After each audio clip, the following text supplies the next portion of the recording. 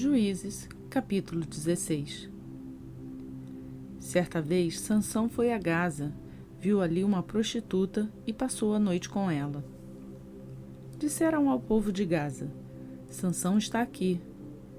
Então cercaram o local e ficaram à espera dele a noite toda, junto à porta da cidade. Não se moveram a noite inteira, dizendo: ao amanhecer o mataremos. Sansão, porém, ficou deitado só até a meia-noite. Levantou-se, agarrou firme a porta da cidade, com os 2 batentes, e os arrancou, com tranque e tudo. Pôs tudo nos ombros e o levou ao topo da colina que fica defronte de Hebrom. Depois dessas coisas, ele se apaixonou por uma mulher do vale de Soreque, chamada Dalila. Os líderes dos filisteus foram dizer a ela: veja se consegue induzi-lo a mostrar para você o segredo da sua grande força e como poderemos dominá-lo, para que o amarremos e o subjuguemos. Cada um de nós dará a você 13 quilos de prata. Disse, pois, Dalila a Sansão: conte-me, por favor, de onde vem a sua grande força e como você pode ser amarrado e subjugado. Respondeu-lhe Sansão: se alguém me amarrar com 7 tiras de couro ainda úmidas, ficarei tão fraco quanto qualquer outro homem. Então os líderes dos filisteus trouxeram a ela 7 tiras de couro ainda úmidas, e Dalila o amarrou com elas. Tendo homens escondidos no quarto, ela o chamou: Sansão, os filisteus o estão atacando. Mas ele arrebentou as tiras de couro como se fosse um fio de estopa posto perto do fogo. Assim, não se descobriu de onde vinha a sua força. Disse Dalila a Sansão: você me fez de boba, mentiu para mim. Agora conte-me, por favor, como você pode ser amarrado. Ele disse: se me amarrarem firmemente com as cordas que nunca tenham sido usadas, ficarei tão fraco como qualquer outro homem. Dalila o amarrou com cordas novas. Depois, tendo homens escondidos no quarto, ela o chamou: Sansão, os filisteus o estão atacando. Mas ele arrebentou as cordas de seus braços como se fossem uma linha. Disse Dalila a Sansão: até agora você me fez de boba e mentiu para mim. Diga-me como pode ser amarrado. Ele respondeu: se você tecer um pano às 7 tranças da minha cabeça e o prender com uma lançadeira, ficarei tão fraco quanto qualquer outro homem. Assim, quando ele dormia, Dalila teceu as 7 tranças da sua cabeça num pano e o prendeu com a lançadeira. Novamente ela o chamou: Sansão, os filisteus o estão atacando. Ele despertou do sono e arrancou a lançadeira e o tear com os fios. Então ela lhe disse: como você pode dizer que me ama se não confia em mim? Esta é a 3ª vez que você me fez de boba e não contou o segredo da sua grande força. Importunando-o o tempo todo, ela o cansava dia após dia, ficando ele a ponto de morrer. Por isso ele lhe contou o segredo. Jamais se passou navalha em minha cabeça, disse ele, pois sou nazireu, desde o ventre da minha mãe. Se fosse rapado o cabelo da minha cabeça, a minha força se afastaria de mim e eu ficaria tão fraco quanto qualquer outro homem. Quando Dalila viu que Sansão lhe tinha contado todo o segredo, enviou uma mensagem aos líderes dos filisteus: subam mais esta vez, pois ele me contou todo o segredo. Os líderes dos filisteus voltaram a ela levando a prata. Fazendo-o dormir no seu colo, ela chamou um homem para cortar as 7 tranças do cabelo dele e assim começou a subjugá-lo, e a sua força o deixou. Então ela chamou: Sansão, os filisteus o estão atacando. Ele acordou do sono e pensou: sairei como antes e me livrarei, mas não sabia que o Senhor o tinha deixado. Os filisteus o prenderam, furaram os seus olhos e o levaram para Gaza. Prenderam-no com algemas de bronze e o puseram a girar um moinho na prisão. Mas logo o cabelo da sua cabeça começou a crescer de novo. Os líderes dos filisteus se reuniram para oferecer um grande sacrifício a seu deus Dagon e para festejar. Comemorando sua vitória, diziam: o nosso Deus entregou o nosso inimigo Sansão em nossas mãos. Quando o povo viu, louvou o seu Deus. O nosso Deus nos entregou o nosso inimigo, o devastador da nossa terra, aquele que multiplicava os nossos mortos. Com o coração cheio de alegria, gritaram: tragam-nos Sansão para nos divertir. E mandaram trazer Sansão da prisão, e ele os divertia. Quando o puseram entre as colunas, Sansão disse ao jovem que o guiava pela mão: ponha-me onde eu possa apalpar as colunas que sustentam o templo, para que eu me apoie nelas. Homens e mulheres lotavam o templo, todos os líderes dos filisteus estavam presentes, e no alto, na galeria, havia cerca de 3.000 homens e mulheres vendo Sansão que os divertia. E Sansão orou ao Senhor: ó soberano Senhor, lembra-te de mim. Ó Deus, eu te suplico, dá-me forças mais uma vez, e fazem com que eu me vingue dos filisteus por causa dos meus 2 olhos. Então Sansão forçou as 2 colunas centrais sobre as quais o templo se firmava. Apoiando-se nelas, tendo a mão direita numa coluna e a esquerda na outra, disse: que eu morra com os filisteus. Em seguida, ele as empurrou com toda a força e o templo desabou sobre os líderes e sobre todo o povo que estava ali. Assim, na sua morte, Sansão matou mais homens do que em toda a sua vida.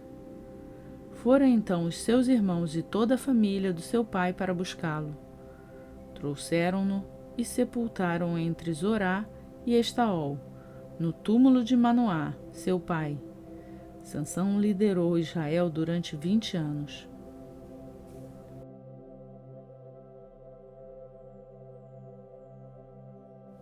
Juízes, capítulo 17. Havia um homem chamado Mica, dos montes de Efraim, que disse certa vez à sua mãe: os 13 quilos de prata que foram roubados de você e pelos quais eu ouvi pronunciar uma maldição, na verdade a prata está comigo, eu a peguei. Disse-lhe sua mãe: o Senhor o abençoe, meu filho. Quando ele devolveu os 13 quilos de prata à mãe, ela disse: consagro solenemente a minha prata ao Senhor, para que o meu filho faça uma imagem esculpida e um ídolo de metal. Eu a devolvo a você. Mas ele devolveu a prata à sua mãe, e ela separou 2,4 kg e os deu a um ourives, que deles fez a imagem e o ídolo. E estes foram postos na casa de Mica. Ora, esse homem Mica possuía um santuário, fez um manto sacerdotal e alguns ídolos da família, e pôs um dos seus filhos como seu sacerdote. Naquela época, não havia rei em Israel. Cada um fazia o que lhe parecia certo. Um jovem levita de Belém de Judá, procedente do clã de Judá, saiu daquela cidade em busca de outro lugar para morar. Em sua viagem, chegou à casa de Mica, nos montes de Efraim. Mica lhe perguntou: de onde você vem? Sou levita de Belém de Judá, respondeu ele. Estou procurando um lugar para morar. Fique comigo, disse-lhe Mica. Seja meu pai sacerdote, e eu darei a você 120 gramas de prata por ano, roupas e comida. O jovem levita concordou em ficar com Mica e tornou-se como um dos seus filhos. Mica acolheu o levita, e o jovem se tornou seu sacerdote, e ficou morando em sua casa. E Mica disse: agora sei que o Senhor me tratará com bondade, pois esse levita se tornou meu sacerdote.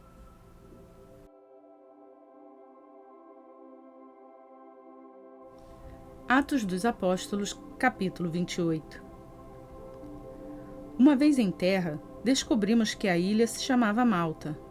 Os habitantes da ilha mostraram extraordinária bondade para conosco. Fizeram uma fogueira e receberam bem a todos nós, pois estava chovendo e fazia frio. Paulo ajuntou um monte de gravetos.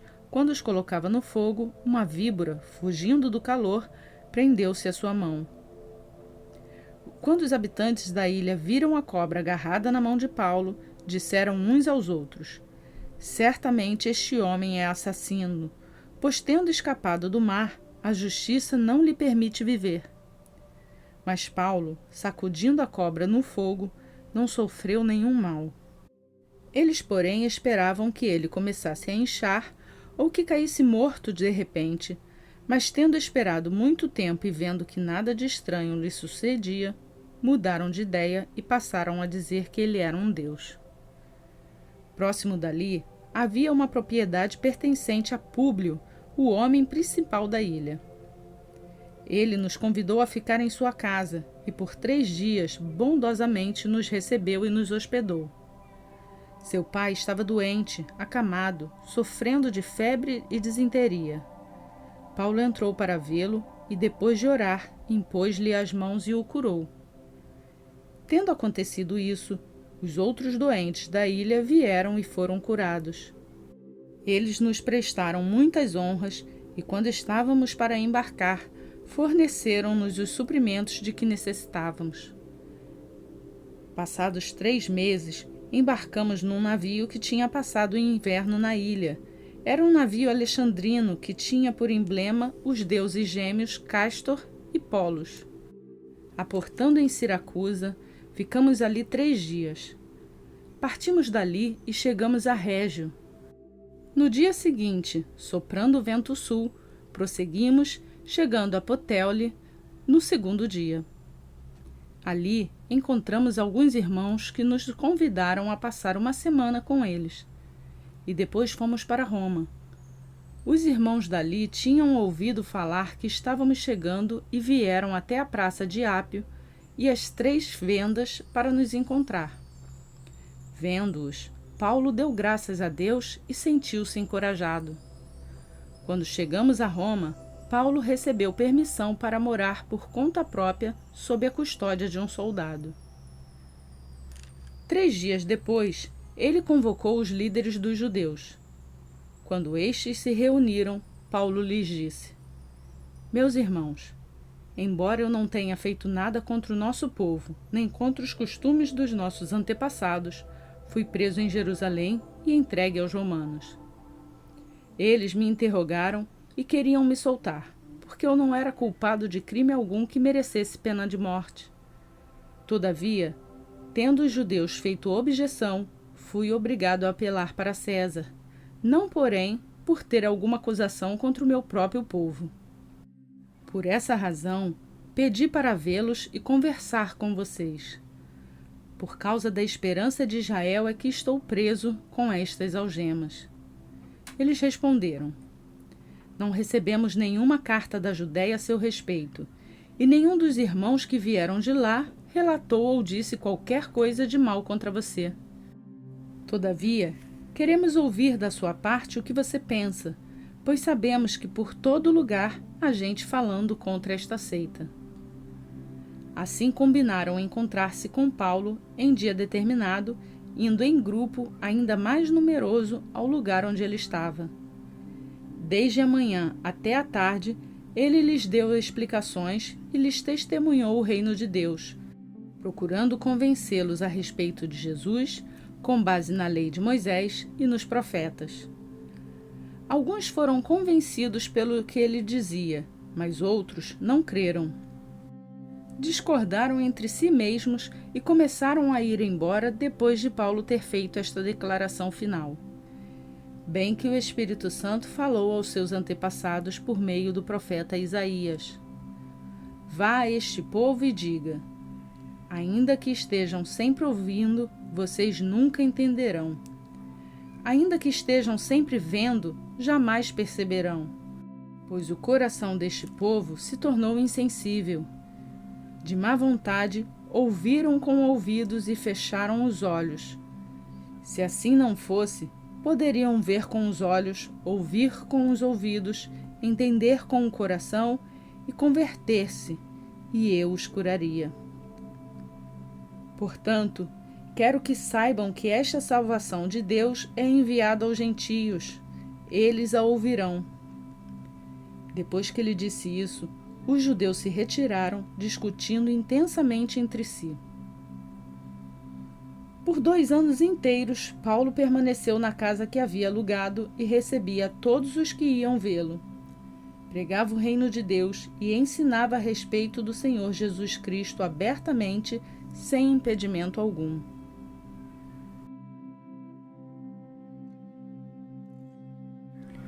Concluímos hoje a leitura do dia 117 do Plano de Leitura Bíblica. Para você que tem acompanhado a leitura e tem sido abençoado pelo conhecimento da Palavra de Deus, eu peço que deixe o seu like no vídeo. Para quem é novo aqui no canal, se inscreva e ative o sininho e você será notificado todos os dias quando um novo vídeo for postado e poderá seguir com a sua leitura acompanhada. Você também pode incentivar outras pessoas a ler as Escrituras e a conhecer mais da Palavra de Deus compartilhando esse vídeo com elas. E lembre-se, o mais importante é você refletir nessas palavras e que elas gerem mudança na sua vida. Ficamos por aqui. Que Deus abençoe o seu dia e até amanhã, se assim Ele nos permitir.